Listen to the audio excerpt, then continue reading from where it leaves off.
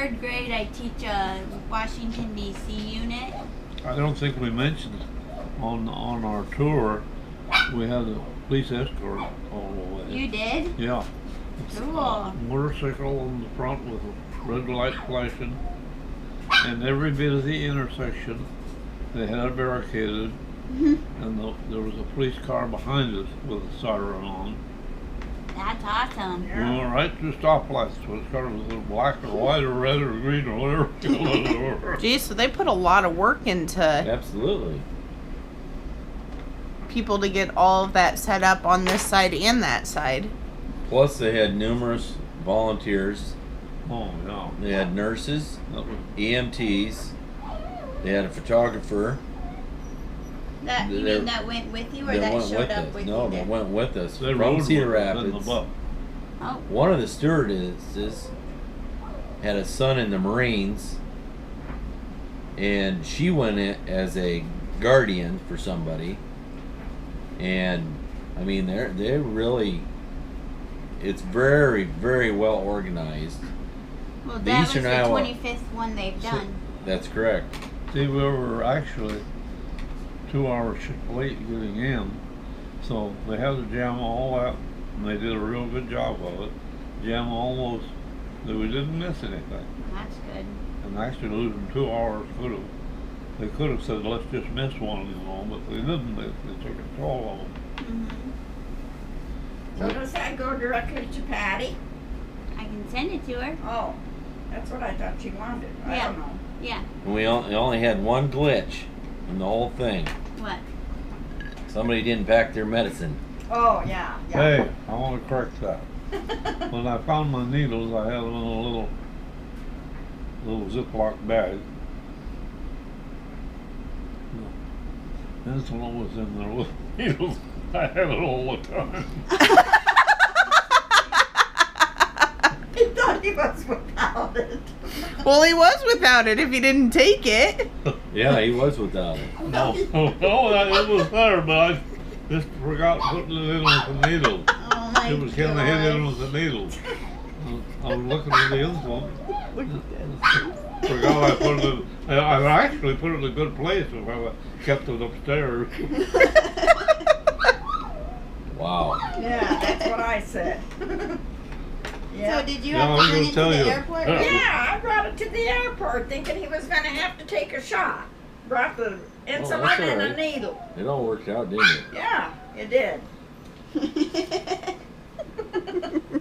He just shot in the butt. But no, it's very well organized. And there was another, there was some other veterans out there. Remember seeing them? There was a small group of veterans out yeah. there. Oh yeah. Well, These- there were a lot of people with some of those. The Eastern Iowa Oh, Honor really? Flight was one of the first ones organized to ever go. Wow. And it's picked up.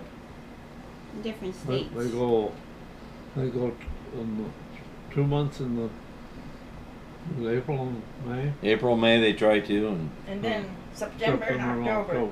and they go in them months because Washington D.C. tourist time is busy from June through August. Very Sure. busy with vacationers and foreign travelers. So that's why they crowd it. How do they otherwise. pick who gets to go? So, How do they pick who gets to go? well, put your name in and they decide whether they want you or not, I guess. They, on this flight, there was 6 World War II veterans, Wow. 50 some Korean veterans, and the balance was Vietnam veterans. So There's only what, 3 or 4 Marines. yeah, and then they asked what branch of the military you served, and there was a few Marine, most of them Army, of course. See, I was trained for artillery, and when I got to Korea, they didn't need me for the artillery, I guess. So I was there about, I don't know, I was in Japan. Well, I went to school in Japan again, too, on the way to Korea. I went to what do they call it? Radiological, biological, and germ warfare. Well, I don't think they had a place for me. So they sent me to that school for 2 weeks. And I got to ride the whole main island by train down to Sasebo. And then I went through Nagasaki where one of the atomic bombs was dropped, you know. Seen some of the wreckage left from that. Because that would have been only, what, 6 years or so prior to that? Not even. Yeah, not even maybe. So they weren't rebuilt yet either, were No. they? There was one bridge there in the harbor where we went with the boat. We went pretty close to it. We didn't have to go under because it wasn't up. It was in the water. Most of it. It was all bent up and in the water. That was atomic bomb damage. Did you talk to many civilians over there, or any? Oh yeah. I talked to some. I was in on the outside fence of a prisoner of war camp. Oh, sit down. No, They had I got stuck in the Korean wire. and Chinese. We had to fought the Chinese, you know, after they came in to help the Koreans. So we had some Chinese, communist, non-communist. They were on Kojido Island. Now that's a part of the trip. I guess I should have told you. After they sent me out in Korea, they took us to the out in are you still? Yeah, I'm still. Yep. They took us down to the harbor with our rifle and our duffel bag, and told us we're taking you to Kojido Island, where they have thousands of prisoners. I mean, many thousands. And they were having trouble there because some of them, of course, were captured South Koreans that were fighting along with us in the war, and they had them as prisoners. And so they tried to separate, and they did a pretty good job, but we thought they might have missed one once in a while. They separated the communist prisoners, which were mostly Chinese, from the South Korean prisoners. And so we had supposedly non-communist prisoners in our camp.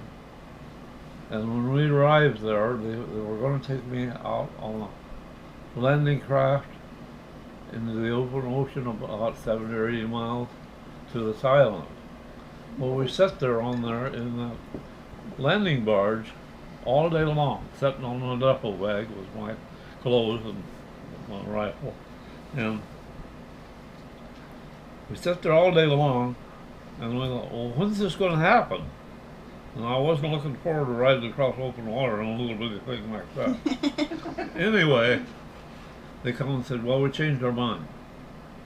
We're going to bring the prisoners here. And so we got back in the 6x6 truck, and they took us out in the country outside of Busan. And we got there were some piles of wire there and canvas, and the first, I think I slept 2 nights on the ground, and then we found out this canvas was tents. Most of them were 6-man tents, and so we got busy and set them tents up so we could sleep outside. And then after we were there a short time and got the prisoners, and then a few days later they said, well, they got the fence up. We had Korean help to do. In fact, they did practically all of it, setting up these big high chain link fences, and then the barbed wire you like to see around the prisons there, up above that. And when they got that all come up, they said, well, tomorrow we're going to bring you 1,000 prisoners. And they did. They said, we're going to bring you 1,000 prisoners a day for 10 days. And they did. Oh my gosh. Yeah, we had 10,000 prisoners there inside that fence. It probably had at least 40 acres fenced in. Yeah, we were on the bottom side of a mountain, and down where it leveled off. It was a big mountain right behind us. And if you went up on top of this mountain, I walked up there one day when I was off duty, and they made me take a walkie-talkie along because they said, take your gun along. And because it's possible you could come with a sniper up there. But I didn't. And then when we got ready to gravel a road in the road, we had where there had been rice paddies all dozed down. They must have been getting ready for this ahead of time. And they both bulldozed down the rice paddies. See, they tear them up the high ground for the low ground. We were down where it was fairly low because there was a small stream about like Clear Creek right just below us. And so that was quite an experience. So and I went down there one time when I was off duty. They were bringing semi-loads of rice in there. They were rice-eating people, you know. You want more coffee, Bob? And I went down on their little road, big sacks of rice. And just for fun of it, I looked off over on those bags, and it was rice from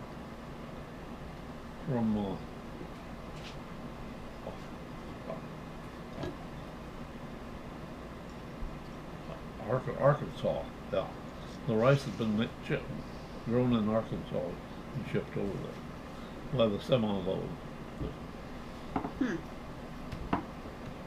How long did you have to watch the prisoners for? Like, how long were you stationed there to About do 6 that months. job? About 6 months, almost. What were they like? They were, most of them that I got acquainted with were pretty nice people, and they were. I've still got a ring somewhere that one. He'd made rings, and I said, well, what do you make them out of? He said, well, you'll have to get me a spoon or something. And they made them out of spoons, so I stole a spoon from the mess hall. And later he stabbed a guy. He made me this ring out of it, and it is two hands clasped together, you know, like you're shaking a hand. Mm-hmm. Yeah. They're really talented. And we had So they spoke English? 2 or 3 times a week we had a Korean come in, their man, and he had you've seen these treadle showing machines if they run by for their feet. Mm-hmm. He was carrying them on his aim frame on his back. Yeah. I've seen him come up from the harbor with stacks of crates with fresh fish from the ocean. They eat a lot of fish over there, you know. And I've seen them come over. Now, one time I seen one, they had an engine out of a, I think it was out of one of our vehicles probably. He was carrying that on his back. See, they had legs on the back of those A-frames. They could lean back and set them on the legs.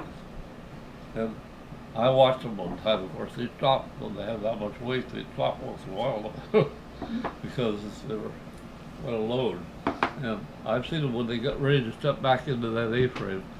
They groan or holler kind of, and that helped them get up by gear. It was kind of funny to watch that. Strong little people. It was sad in Puso. They had driven us from clear up on the northern border, drove us down to what they called the Pusan perimeter. And they threatened they were going to drive us into the sea. That was where I got there. So they had threatened they were going to drive you into the sea. They just about did.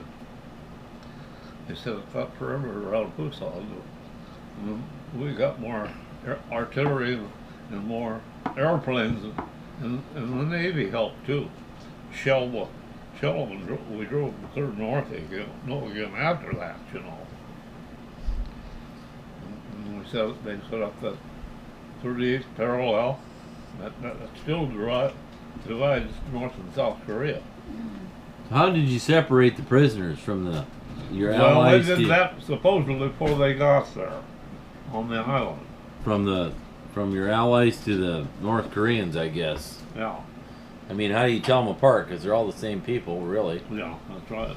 I think sometimes that one of them might have sneaked through because once in a while you have a troublemaker that you have to punish because he was creating trouble, and I think that was because he inside those guys, the prisoners knew that guy shouldn't have been there, you know, and it's caused trouble. And they threatened one day they threatened they wanted to go home. And they said, we're going to go home. We're going to get out of here. So one night I laid behind what was left of the right by the wall because we were afraid they were going to break out. But they did. Because we had the help of a ROK, Republic of Korea, what ROK stands for, and we got in a bunch of their troops. They knew we was going to slaughter them if they broke out, you know. So they probably almost might have got away too.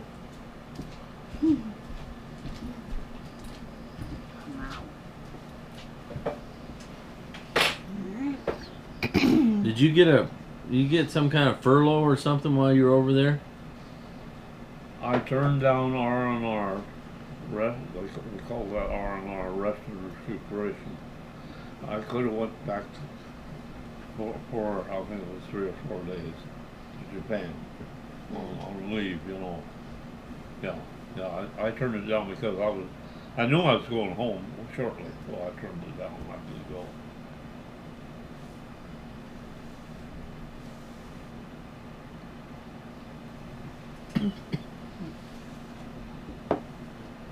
When you got back from Korea, did you keep in touch with any of the guys you went over there with?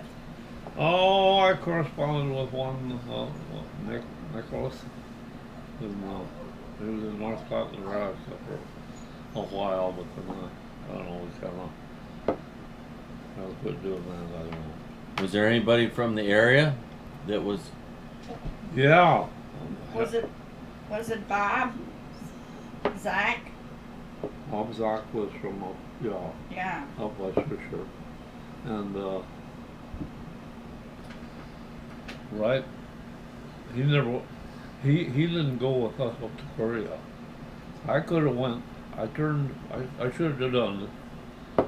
I could have went with his outfit. They were wanting more people to go. He was in a